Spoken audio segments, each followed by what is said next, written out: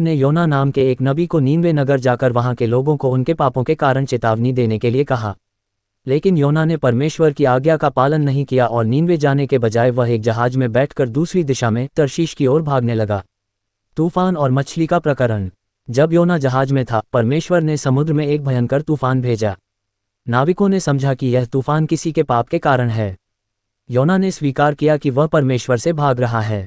उसने नाविकों से कहा कि यदि वे उसे समुद्र में फेंक देंगे तो तूफान शांत हो जाएगा। नाविकों ने अंत में योना को समुद्र में फेंक दिया और तूफान सचमुच शांत हो गया।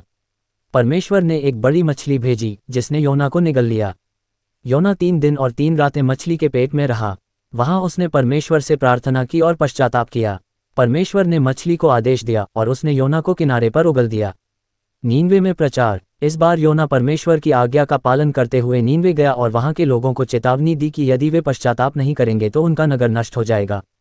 नीनवे के लोगों ने योना के संदेश को गंभीरता से लिया। राजा से लेकर आम जनता तक सभी ने उपवास किया और परमेश्वर से दया की प्रार्थना की।